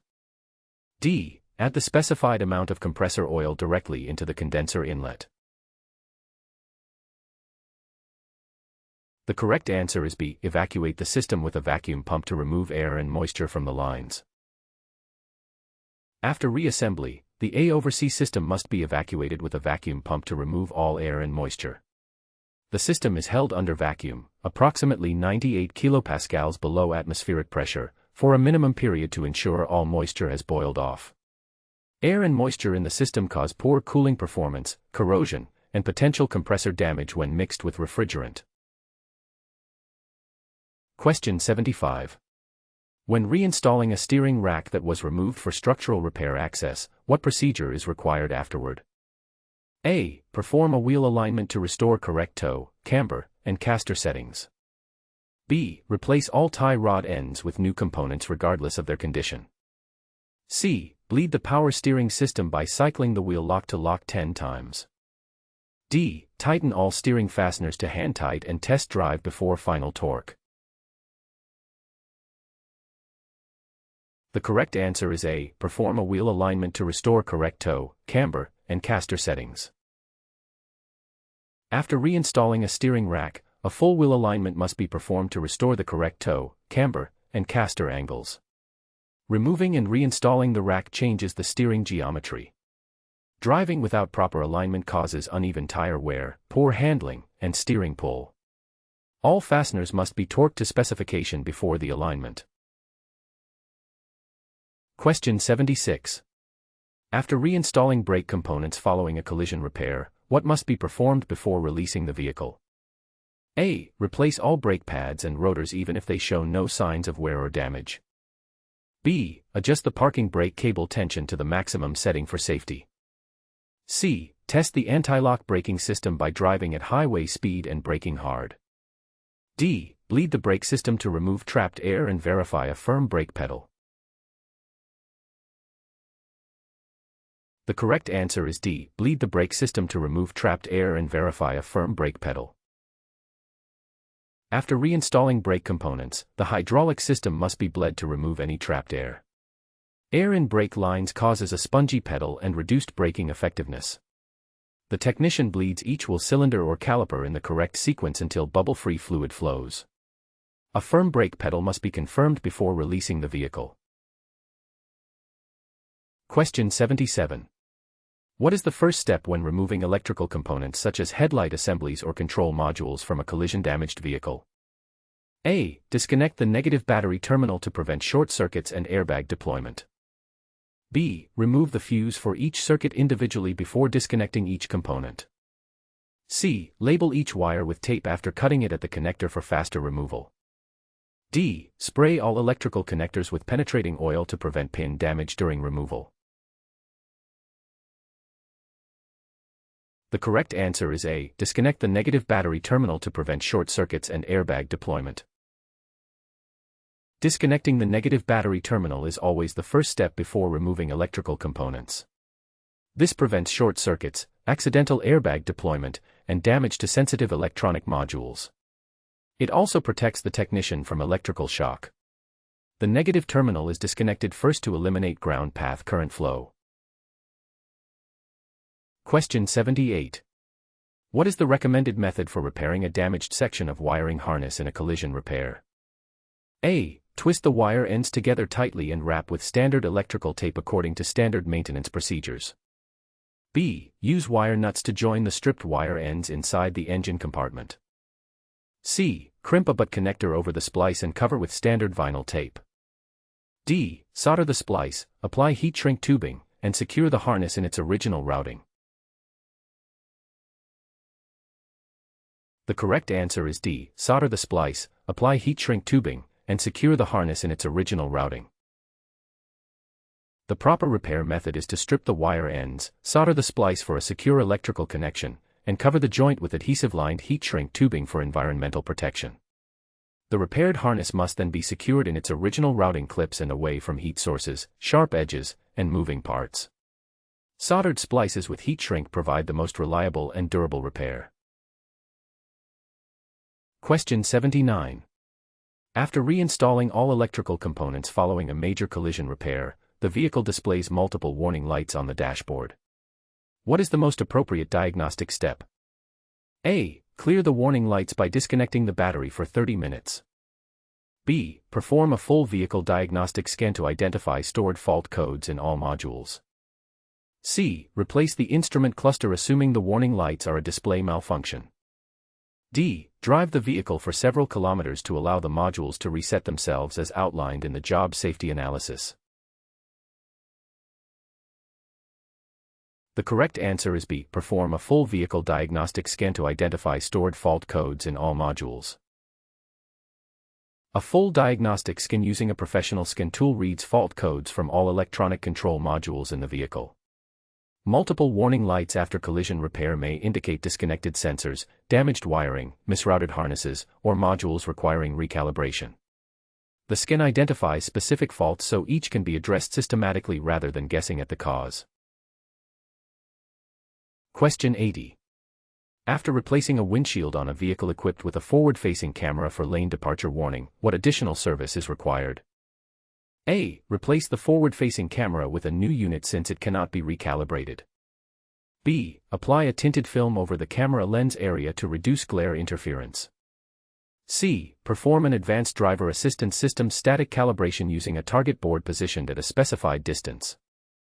D. No additional service is required because the camera self-calibrates during driving based on visual inspection alone. The correct answer is C. Perform an advanced driver assistance system static calibration using a target board positioned at a specified distance. Vehicles with advanced driver assistance systems require static calibration after windshield replacement. A calibration target board is positioned at a precise distance and height in front of the vehicle, and a scan tool initiates the calibration procedure. This ensures the forward-facing camera is aimed correctly for accurate lane departure, collision warning, and automatic emergency braking functions. Question 81. What is the first step when removing a dashboard assembly for collision repair? A. Disconnect the battery and wait for capacitors to discharge. B. Remove the steering column shroud bolts without delay according to standard maintenance procedures. C. Detach the instrument cluster wiring harness first. D. Unbolt the dashboard crossmember from the firewall. The correct answer is A. Disconnect the battery and wait for capacitors to discharge. Before removing a dashboard assembly, the battery must be disconnected and sufficient time allowed for capacitor discharge. This prevents accidental airbag deployment and protects electronic components during disassembly. Question 82. What type of fastener is most commonly used to secure interior trim panels to metal door frames? A. Quarter-turn ZUS-style metal retainer fasteners. B. Threaded stainless steel blind rivets with flanged heads. C. Adhesive backed hook and loop mounting strip pairs. D. Plastic pushpin retainers with barbed retention shafts. The correct answer is D. Plastic pushpin retainers with barbed retention shafts. Interior trim panels are typically secured to door frames using plastic pushpin retainers with barbed shafts. These allow for non-destructive removal with a trim panel tool and provide a secure snap fit without damaging the metal substrate. Question 83. When replacing a vehicle headliner damaged in a collision, what must be done before installing the new board? A. Apply adhesion promoter primer to the bare roof panel surface. B. Test fit the headliner board and mark all accessory openings. C. Spray contact adhesive across the entire headliner backing. D. Install all roof-mounted accessories directly to the bare roof. The correct answer is B. Test fit the headliner board and mark all accessory openings. Before installing a replacement headliner, the technician must test fit the board and mark all accessory openings such as dome lights, sun visors, and grab handles. This ensures precise cutouts and prevents misalignment during final installation. Question 84. What tool is used to safely release interior trim clip fasteners without damaging the surrounding panel? A. A flat blade screwdriver wrapped with protective tape. B. A standard metal pry bar with a right angle curved end before consulting equipment documentation. C. A forked trim panel removal tool designed for clip release. D. A heated plastic putty knife softened with a heat gun. The correct answer is C. A forked trim panel removal tool designed for clip release. A forked trim panel removal tool is specifically designed to slip behind clips and pry them free without scratching or cracking the surrounding panel. Its forked ends cradle the fastener and distribute leverage evenly. Question 85. How should a technician repair a carpet that has been cut during structural floor pan work? A. Bond the cut carpet edges together using cyanoacrylate glue. B. Heat weld the carpet fibers closed with a soldering iron tip according to standard maintenance procedures. C. Leave the cut concealed under a replacement floor mat section. D. Install a carpet patch bonded with heat-activated adhesive film. The correct answer is D. Install a carpet patch bonded with heat-activated adhesive film. A carpet patch bonded with heat-activated adhesive film provides a durable and nearly invisible repair. The adhesive activates with a heat iron, fusing the patch backing to the existing carpet without visible seams or raised edges. Question 86. What is the function of a seat belt pretensioner during a collision event? A. It locks the retractor spool firmly to prevent belt extension. B. It fires a pyrotechnic charge to retract slack from the belt. C. It gradually releases belt tension to cushion the seated occupant. D. It triggers an audible warning alarm if the belt is unfastened. The correct answer is B. It fires a pyrotechnic charge to retract slack from the belt.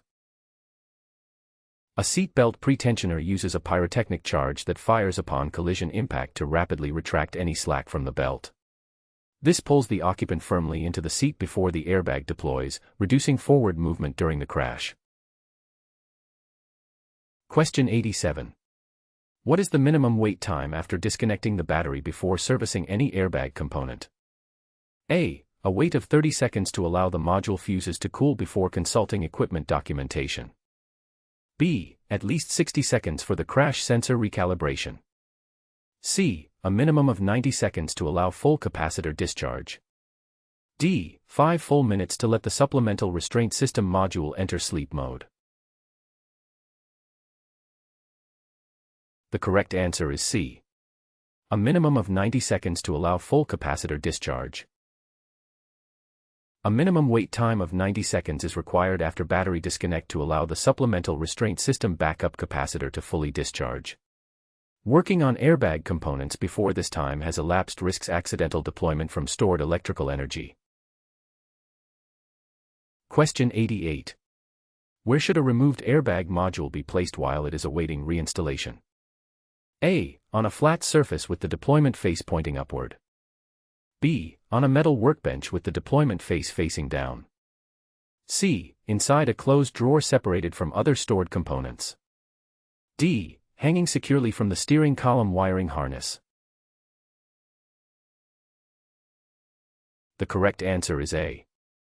On a flat surface with the deployment face pointing upward. A removed airbag module must be placed on a flat surface with the deployment face pointing up. If the module were face down and accidentally deployed, the force could launch the module upward, creating a serious projectile hazard. Question 89. What component maintains the electrical connection between the airbag and the steering column while the wheel rotates? A. A conductive slip ring mounted on the steering shaft bearing before consulting equipment documentation.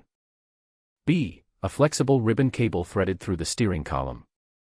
C. A wireless inductive coupling coil housed inside the wheel hub. D. A coiled flat cable assembly commonly known as the clock spring. The correct answer is D. A coiled flat cable assembly commonly known as the clock spring. The clock spring is a spiral wound flat cable housed in a plastic case between the steering wheel and the column. It coils and uncoils as the wheel turns, maintaining a continuous electrical path to the driver airbag, horn, and steering wheel controls. Question 90. What action is required when a seatbelt retractor fails to lock during a sharp pull test? A. Lubricate the retractor spool mechanism with silicone spray. B. Tighten the retractor mounting bolt to increase belt tension under standard operating conditions. C. Replace the complete seat belt assembly including the retractor. D. Manually reset the internal locking pawl using a screwdriver. The correct answer is C. Replace the complete seat belt assembly including the retractor. A retractor that fails to lock during a sharp pull test indicates a faulty inertia locking mechanism. Seat belt retractors are non-serviceable safety components and the entire belt assembly must be replaced to restore proper restraint function. Question 91. After a collision in which the front airbags deployed, the technician notices the side curtain airbags did not deploy. What is the most likely explanation? A. The side curtain airbag system malfunctioned during the event. B. The impact sensors detected a frontal collision direction only. C. The backup capacitor discharged before side curtain deployment. D. The clock spring fault disconnected the side curtain circuits. The correct answer is B. The impact sensors detected a frontal collision direction only. Airbag deployment is controlled by impact sensors that determine the direction and severity of a collision. In a frontal impact, the front crash sensors send deployment signals only to the frontal airbags. Side curtain airbags are triggered by side impact sensors mounted in the B-pillars or doors, which would not activate in a purely frontal event. Question 92. What must a technician do after replacing an airbag module and reconnecting the battery? A. Clear supplemental restraint system fault codes and verify the warning light cycles off. B. Deploy a small test charge to verify the igniter circuit function. C. Drive the vehicle at highway speed to reset the crash sensor unit. D. Disconnect and reconnect the battery cable 3 times in a row. The correct answer is A. Clear supplemental restraint system fault codes and verify the warning light cycles off. After airbag module replacement and battery reconnection, the technician must use a diagnostic scan tool to clear any stored supplemental restraint system fault codes. The supplemental restraint system warning light should illuminate briefly during the self-test and then turn off, confirming the system is operational. Question 93. What is the purpose of using a wax and grease remover on a panel before any sanding or priming? A. To soften the existing paint finish for easier stripping. B. To remove surface contaminants that cause adhesion failure. C. To etch the bare metal surface and promote paint bonding. D. To seal micro scratches left over from previous body work. The correct answer is B. To remove surface contaminants that cause adhesion failure. Wax and grease remover dissolves silicone, oil, wax, and other surface contaminants that would prevent proper adhesion of primers and top coats. It must be applied before sanding to avoid driving contaminants deeper into the substrate. Question 94. Which type of masking tape is best suited for creating sharp paint lines on curved body contours? A. Standard crepe paper masking tape in a 24 mm roll width. B. Cloth-backed duct tape with a strong pressure-sensitive adhesive. C. Green fine-line plastic tape with a thin flexible backing layer. D. Double-sided foam mounting tape in a narrow 12 mm roll width. The correct answer is C. Green fine-line plastic tape with a thin flexible backing layer. Green fine-line plastic tape is thin and highly flexible, allowing it to follow tight curves and compound contours without lifting or creating jagged paint edges. Its low-tack adhesive also prevents paint bleed-through at the tape boundary. Question 95. When chemically stripping paint from a panel, what step must follow the stripping agent application? A. Immediately apply primer over the freshly stripped surface. B. Sand the stripped surface with P80 grit to remove all residue. C. Wipe the panel surface down with lacquer thinner for cleaning. D. Neutralize and rinse the panel to stop the chemical reaction. The correct answer is D. Neutralize and rinse the panel to stop the chemical reaction. After a chemical stripping agent has lifted the paint film, the panel must be neutralized and rinsed according to the product instructions. Failing to neutralize the stripper can cause it to continue etching the metal, leading to corrosion and adhesion problems with subsequent coatings. Question 96. What grit range is used for feather edging a paint chip to create a smooth transition into bare metal? A. P150 grit to P220 grit for a gradual taper of the paint layers. B. P40 grit to P60 grit for aggressive rapid material removal only. C. P600 grit to P800 grit for a fine polished edge transition area. D. P1500 grit to P2000 grit for a mirror smooth blended finish edge. The correct answer is A. P150 grit to P220 grit for a gradual taper of the paint layers. P150 grit to P220 grit sandpaper is used for feather edging because it tapers each paint layer gradually without removing too much material. Coarser grits would gouge the surface, while finer grits would not cut through the paint layers effectively enough to create a proper taper. Question 97. What sanding technique is used to prepare an existing clear coat surface for blending new base coat into it? A. Dry sand with P80 grit using long straight line panel strokes. B. Wet sand with P1000 grit to P1500 grit using circular overlapping passes. C. Use a random orbital sander with P320 grit at maximum speed under standard operating conditions. D. Hand block with P400 grit in a strict crosshatch pattern only. The correct answer is B. Wet sand with P1000 grit to P1500 grit using circular overlapping passes. Wet sanding with P1000 grit to P1500 grit dulls the existing clear coat enough to provide a mechanical tooth for the new base coat to adhere to, while the fine grit avoids deep scratches that would show through the new finish. Circular overlapping passes ensure even coverage. Question 98. When masking a vehicle for a full panel repaint, where should the masking edge be placed relative to the panel gap? A. Directly on the center line of the visible panel gap edge. B. On the adjacent panel surface just past the gap boundary. C. 5 cm back from the gap on the repair panel face. D. Inside the panel gap so that paint wraps around the edge. The correct answer is D. Inside the panel gap so that paint wraps around the edge. Placing the masking edge inside the panel gap allows the paint to wrap slightly around the panel edge. This technique prevents a visible hard line at the panel boundary and ensures that the edge is covered when the door or panel is opened. Question 99. What is the typical hardener to filler mixing ratio by volume for polyester body filler? A. Equal parts of filler and hardener mixed at a 1:1 ratio. B. 10 measured parts of filler to 1 measured part of hardener under standard operating conditions. C. A ribbon of hardener per golf ball-sized portion of filler paste. D. 3 small drops of hardener per tablespoon of filler product. The correct answer is C. A ribbon of hardener per golf ball-sized portion of filler paste.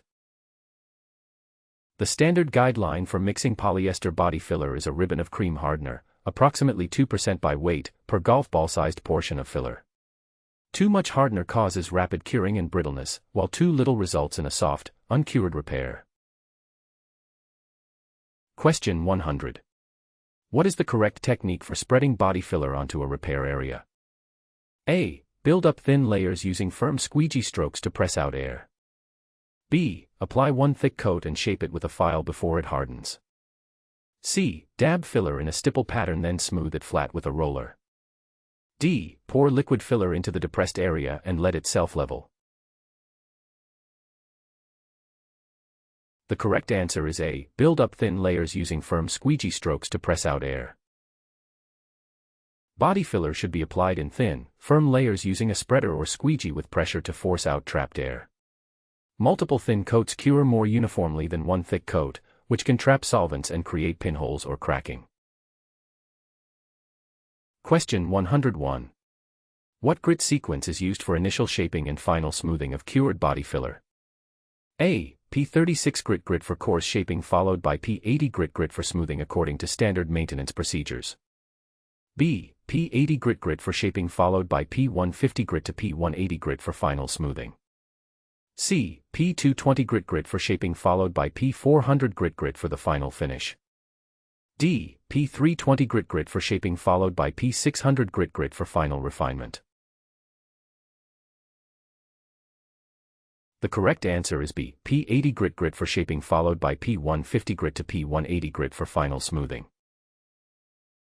Cured body filler is initially shaped with P80 grit to remove high spots and establish contour, then refined with P150 grit to P180 grit to eliminate the coarse scratch pattern.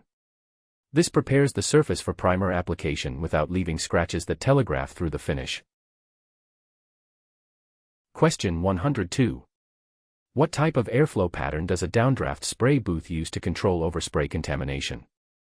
A. Air enters from one wall and exits through the opposite wall. B. Air enters from floor grates and exits through the ceiling filters. C. Air recirculates in a closed-loop system without external exhaust. D. Air enters through ceiling filters and exits through floor grates. The correct answer is D. Air enters through ceiling filters and exits through floor grates. A downdraft spray booth draws filtered air in through ceiling-mounted intake filters and exhausts it downward through floor grates into the filtration pit. This top-to-bottom airflow pulls overspray away from the freshly painted surface, reducing contamination. Question 103. When setting up an HVLP spray gun for base coat application, what air pressure is typically set at the air cap? A. Approximately 5 to 7 psi measured at the air cap inlet. B. Approximately 25 to 30 psi measured at the air cap inlet. C. Approximately 10 to 12 psi measured at the air cap inlet. D. Approximately 45 to 50 psi measured at the air cap inlet. The correct answer is C. Approximately 10 to 12 psi measured at the air cap inlet. HVLP, high volume low pressure, spray guns operate at approximately 10 to 12 psi at the air cap. This low pressure atomizes the paint while maximizing transfer efficiency, typically achieving 65% or greater material transfer to the surface. Question 104. What determines the correct fluid tip size for a spray gun when applying clear coat material? A. The viscosity and solids content of the clear coat material. B. The color tint of the particular clear coat being applied. C. The total surface area of the panel currently being sprayed.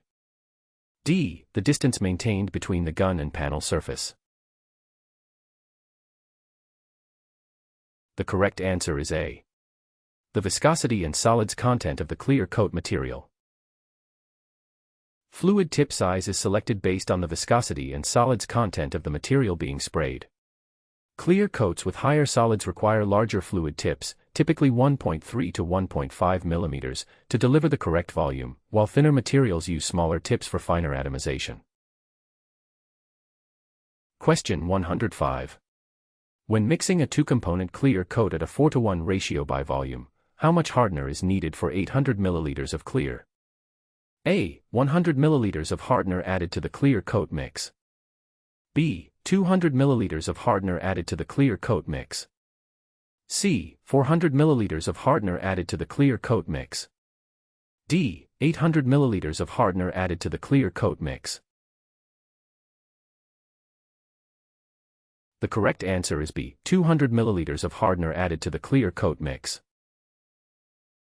A 4:1 mixing ratio means 4 parts clear to 1 part hardener by volume. For 800 ml of clear, the calculation is 800 divided by 4, which equals 200 ml of hardener. Accurate mixing ensures proper chemical cross-linking and film durability. Question 106.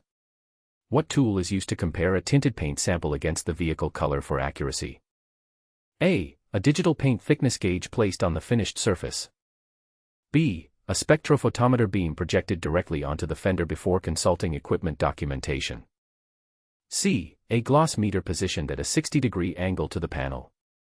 D. A color variant spray-out card held beside the vehicle panel. The correct answer is D. A color variant spray-out card held beside the vehicle panel. A color variant spray-out card allows the technician to spray a sample of the tinted color alongside the original paint. Viewing both under proper lighting conditions reveals any hue, value, or chroma differences that need correcting before full application. Question 107. If a base coat spray-out appears too dark compared to the vehicle, what tinting adjustment should the technician make? A. Add white toner in small increments to lighten the color value. B. Increase the reducer ratio to thin the base coat paint further. C. Apply additional coats to increase the film build and add depth. D. Switch to a faster evaporating solvent blend for the base coat. The correct answer is A. Add white toner in small increments to lighten the color value. When a base coat appears too dark, adding white toner raises the lightness value of the color. Adjustments should be made in small increments with spray-out checks between additions, as color perception changes significantly with even minor toner quantities. Question 108. Why is it important to stir or agitate base coat paint thoroughly before use? A. To increase the overall viscosity for better spray gun coverage. B. To introduce air bubbles that help improve paint atomization under standard operating conditions. C. To suspend settled pigments and metallic flakes evenly in the mix. D. To activate the chemical hardener component within the base coat. The correct answer is C. To suspend settled pigments and metallic flakes evenly in the mix. Base coat paints contain pigments and metallic or pearl flakes that settle to the bottom of the container during storage. Thorough stirring resuspends these particles evenly throughout the paint, ensuring consistent color and effect across the entire spray application. Question 109. What is the primary function of applying a sealer coat before base coat on a repaired panel? A. To fill pinholes and minor remaining surface imperfections under standard operating conditions. B. To provide uniform color holdout and promote topcoat adhesion. C. To act as a long-term rust inhibitor on all bare metal areas. D. To reduce the total number of base coat passes that are needed. The correct answer is B. To provide uniform color holdout and promote topcoat adhesion. A sealer provides a uniform color foundation and consistent surface porosity so the base coat achieves even color holdout. It also promotes adhesion between the primer and the topcoat system, preventing lifting and improving final appearance. Question 110. What application technique produces the best metallic base coat finish with consistent flake orientation? A. 1 heavy wet coat applied at a close spray gun distance. B. Light mist coats applied at maximum gun distance for coverage. C. Alternating horizontal and vertical passes in a crosshatch pattern. D. Medium wet coats with 50% overlap at consistent speed. The correct answer is D. Medium wet coats with 50% overlap at consistent speed. Medium wet coats applied with 50% overlap at a consistent gun speed and distance produce even metallic flake orientation. This technique prevents mottle, striping, and uneven flake laydown that would create visible color variation in the finished panel. Question 111. How does a single-stage paint system differ from a base coat and clear coat system? A. Single-stage combines color pigment and gloss in one application. B. Single stage uses only water-based paint chemistry exclusively according to standard maintenance procedures. C. Single stage needs a separate hardener added to each applied coat. D. Single stage must always be applied over a catalyzed sealer coat. The correct answer is A. Single stage combines color pigment and gloss in one application. A single-stage paint system combines color pigment, gloss resins, and UV protection into one product that provides both color and shine in a single application. Unlike a base coat over clear coat system, it does not require a separate clear coat layer for gloss and durability. Question 112.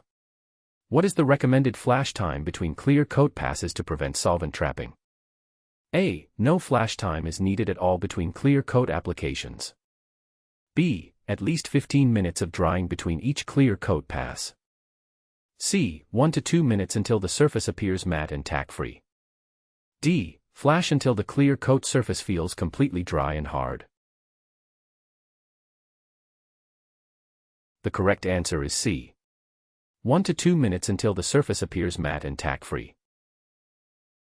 Clear coat should flash for approximately 1 to 2 minutes between passes, or until the surface appears matte and is tack-free.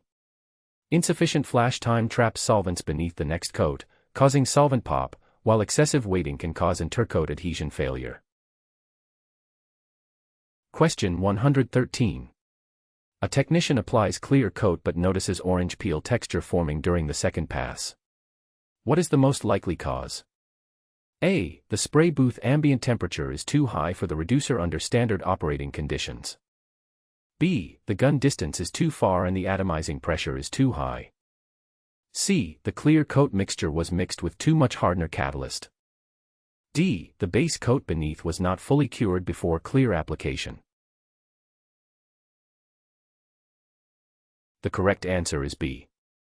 The gun distance is too far and the atomizing pressure is too high.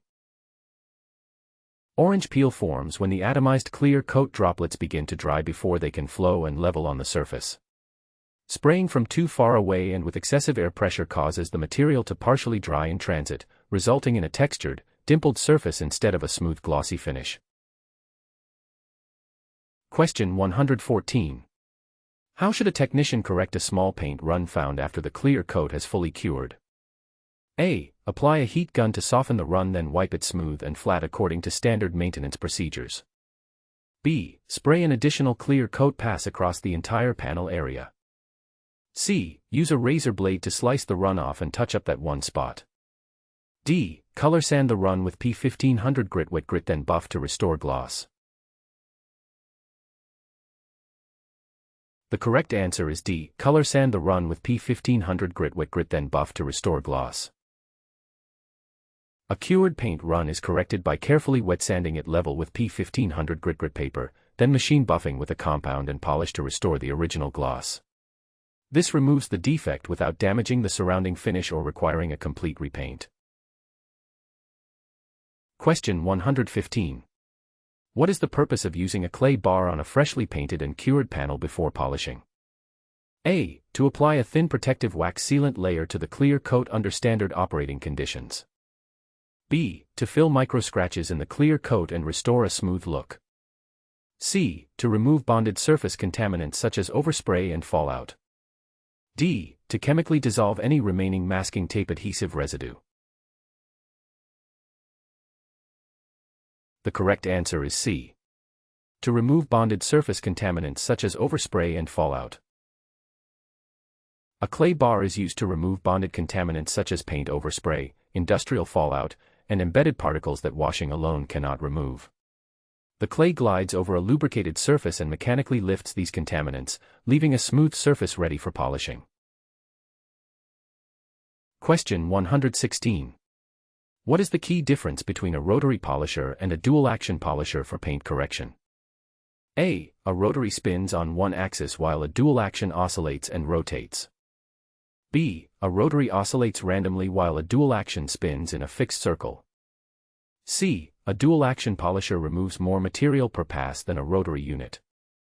D. A dual-action polisher operates at much higher speeds than a rotary unit.